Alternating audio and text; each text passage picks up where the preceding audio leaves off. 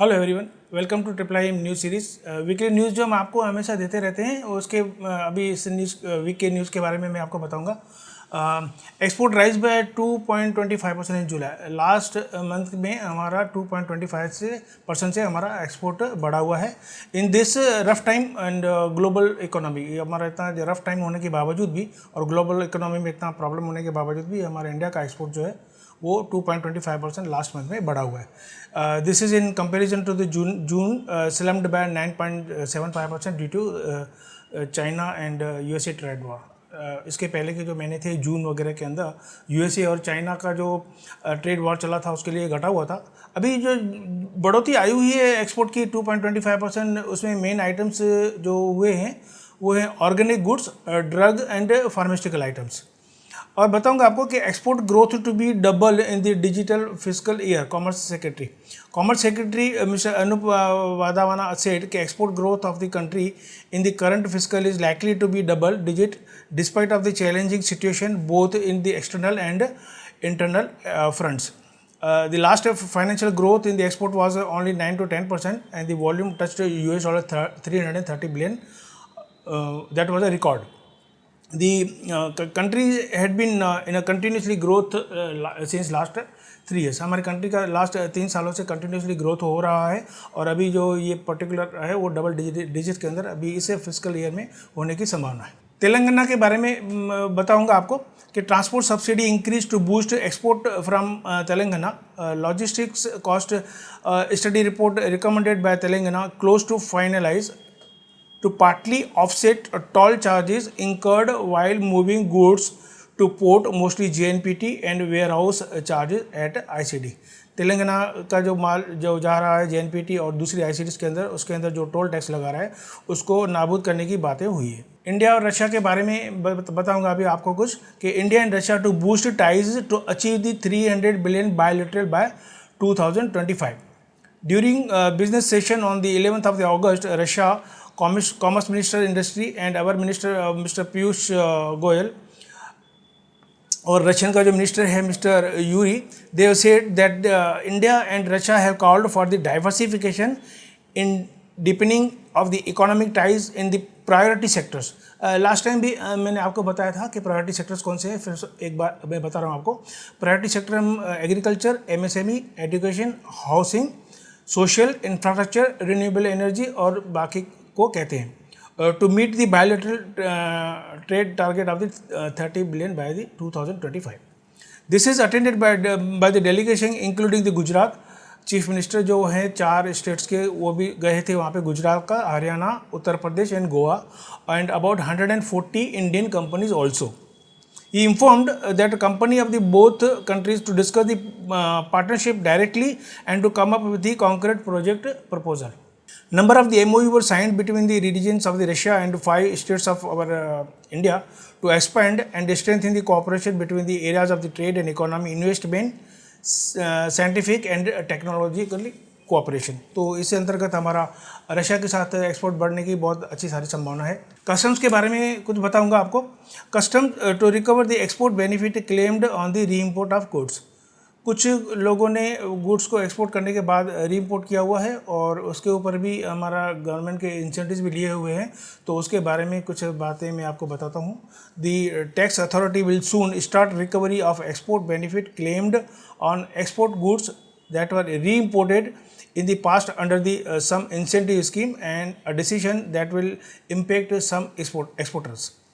As for new cases of the re-import, exporters have to provide a no incentive certificate from regional authority of the DGFT. तो जिन लोगों ने इस तरह से किया हुआ है तो उसको अभी नो इंसेंटिव सर्टिफिकेट DGFT से लेके लेना पड़ेगा, बाद में ही वो रीइम्पोर्ट कर सकते हैं. और अगर वापस रीइम्पोर्ट कर रहे हैं तो जो एक्सपोर्ट के ऊपर इंसेंटिव जो ली हुई हैं वो उनको वापस देनी पड़ेगी. सी फूड जो हमारा यूरोप में हो रहा है, ये इस टॉपिक के बारे में बताऊंगा आपको कि India sea food export to European countries to be hit after Vietnam EU free trade agreement has done. Vietnam ने फ्री ट्रेड एग्रीमेंट किया हुआ है यूरोप के साथ, और हमारा जो वहाँ पर जो सी फूड वगैरह जा रहा है उसके ऊपर 6% ड्यूटी है. वियतनाम जो एक्सपोर्ट कर रहा है यूरोपियन कंट्रीज़ के अंदर, उसको उन लोगों ने नील ड्यूटी लगाई हुई है.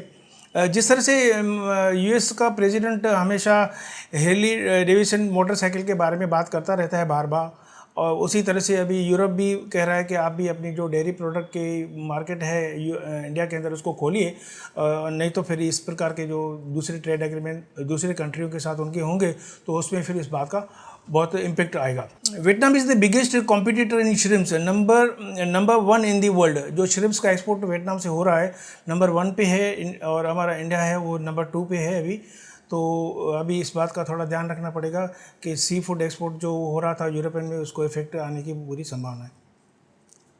टीएमए बेनिफिट जो गवर्नमेंट ऑफ इंडिया ने चालू किया था मार्च के अंदर on agri products to countries like Europe and North America, उसके बारे में बताऊंगा कि in March the government announced the scheme for providing financial assistance for transport and marketing of agri products to boost export of such commodities to certain countries like Europe and North America.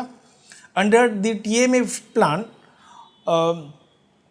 the government will reimburse a certain portion of the freight charges and provide the assistance for making of the agriculture product. Commerce ministry जी layout online platform, अभी ये आप online DGFT की site से online आप apply करके ये benefits आप ले सकते हैं। Exporter can now file the online application on to avail the TMA on the e-com module or the DGFT site. Textile के बारे में कुछ बताऊंगा आपको। Textile company seeks tax incentives, ये हमारा सब्जेक्ट है। Trade association body confrontation of Indian textile industry said that spinning mills across the country recently cut down their production by 15 to 50% as a damage control exercise due to excess stock lying unutilized. बहुत stock वहाँ पे पड़ा हुआ है, इसके लिए उन लोगों ने प्रोडक्शन 15 से लेकर 50% तक कम कर दिया हुआ है। और इन लोगों ने बताया है this is due to declining export, taxes not getting refunded, lack of working capital, poor domestic demand and growing imports from the Bangladesh and Sri Lanka.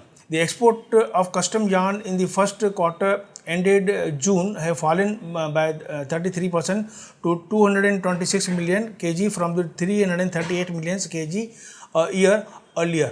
तो ये टेक्सटाइल के अंदर टैक्स का जो इंसेंटिव है उन लोगों ने डिमांड की हुई है। बहुत चीज़ों की वजह से हमारा टेक्सटाइल इंडस्ट्री में बहुत कम हुआ है।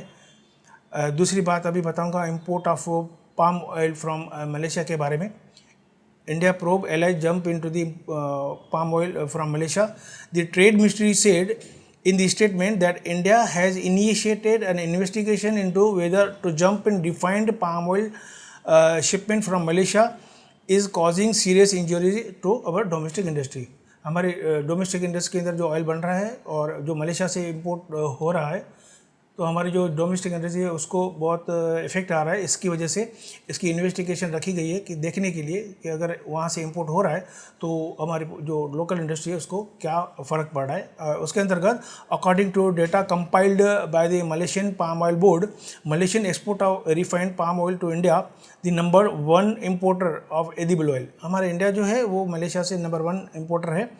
jumped by 727% in the first half of the 2019 to 1.57 million tons compared with the same period of the last year. तो this was due to the cut import duty by India. India ने import duty कम कर दी थी palm oil को import from Malaysia, इसकी वजह से ये ज़्यादा इम्पोर्ट इतना 727 टाइम बढ़ा हुआ है लास्ट 6 मंथ्स के अंदर। तो दिस इज़ अंडर, हम लोगों ने जो ये कट किया था वो that was given under the CECA, जो मैंने लास्ट टाइम आपको बताया था, कॉम्प्रिहेंसिव इकोनॉमिक कोऑपरेशन एग्रीमेंट के अंतर्गत दिया था। तो अभी इसकी इन्वेस्टिगेशन होगी कि अगर मलेशिया से पाम ऑयल हमारा इंपोर्ट हो रहा है तो इंडिया की जो इंडस्ट्री है उस पर क्या इफेक्ट आ रहा है। तो बाद में इंपोर्ट ड्यूटी को शायद रिवाइज किया जाएगा। इंपोर्ट वेजिटेबल ऑयल के बारे में और भी कुछ बताऊँगा। Vegetable oils import is up by 26% in 1 year. The Solvent Extraction Association of India stated that the vegetable oil import is up by 26% in July to 14 lakhs tons from same year in the last year. Import of palm oil July stood about 812,000 ton, while soya import were 319 tons. तो इतना हमारा vegetable oil 26% बढ़ा हुआ है। Reserve bank of India के बारे में अभी बात करेंगे। RBI frames norms for priority sector lending, उसके बारे में। The reserve bank of India said that lending by registered NBFS का फुल फॉर्म है non banking financial companies other than micro financial institute towards agriculture, MSME, housing sector up by prescribed limits will be treated as a priority sectors loans. It is being done in order to boost credit to the needy segment of the borrowers. As per the revised norms, जो revised norms हैं उसके अंतर्गत non lending NBFS for term lending components under the agriculture will be allowed up to 10 lakhs per borrower. 10 lakhs per borrower को दिया जाएगा और MSME limit will be 20 lakhs per borrower. In housing sector, the limit has been enhanced from 10 lakhs to 20 lakhs per borrower for classification of the loan as priority sector lending. And under the revised non-lending models, banks can classify only fresh loans sanctioned by the NFIs out of banking borrowing. Last में WTO के बारे में बात करूँगा।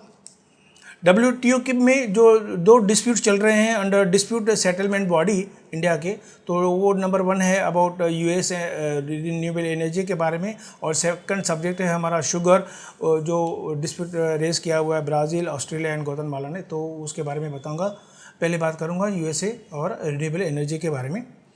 US panel against WTO ruling favouring India in renewable energy case, and India had said that the local content requirement and subsidies for the renewable energy sector in several American states were discriminatory and against the multinational rules.